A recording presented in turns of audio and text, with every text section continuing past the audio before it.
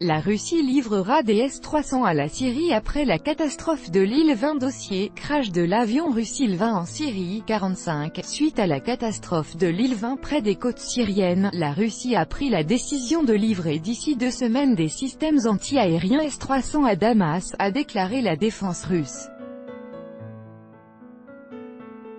La Russie livrera d'ici 15 jours des systèmes anti-aériens S-300 à l'armée syrienne afin de renforcer ses capacités de combat dans le cadre de l'incident avec le crash de l'avion russe Il-20, a déclaré le ministre russe de la Défense, Sergueï Shoïgu.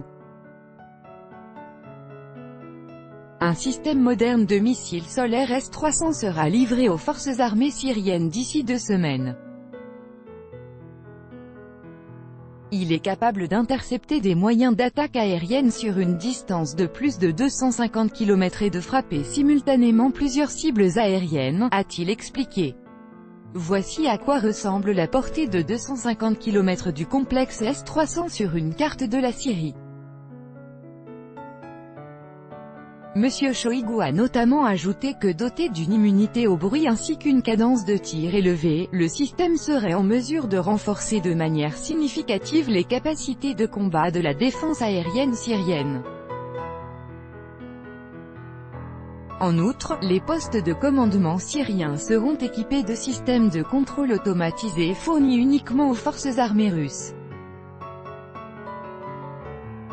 Cela garantira notamment la gestion centralisée de toutes les forces et installations de défense anti-aérienne syrienne, la surveillance des airs et une prise de décision rapide. L'essentiel est que l'identification de tous les avions russes par les moyens de défense anti-aérienne syriens soit garantie, a poursuivi le ministre. Je souligne qu'en 2013, à la demande de la partie israélienne, nous avons suspendu la livraison d'un complexe S-300 à la Syrie, étant prêt à être envoyé et le personnel militaire syrien ayant suivi la formation nécessaire, a-t-il déclaré en ajoutant « Aujourd'hui la situation a changé. Et ce n'est pas de notre fait ». Contacté par des journalistes, l'ambassade israélienne à Moscou a refusé de commenter cette décision de la Russie.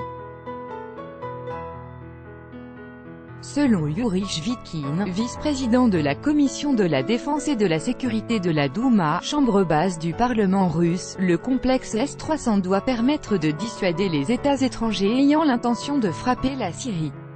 Les aéronefs militaires étrangers qui franchissent la frontière syrienne avec des intentions incompréhensibles ne devraient pas se sentir impunis.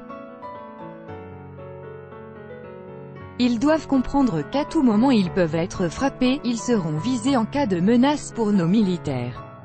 Ce sera l'un des facteurs dissuasifs pour les activités criminelles des États qui bombardent ou qui envisagent de le faire, a déclaré M. Shvikin.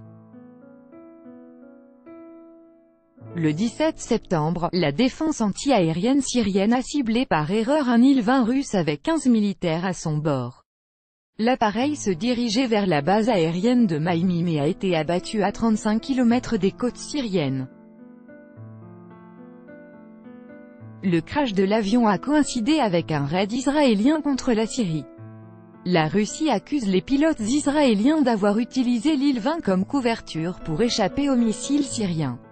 Israël n'est pas d'accord avec cette dernière affirmation.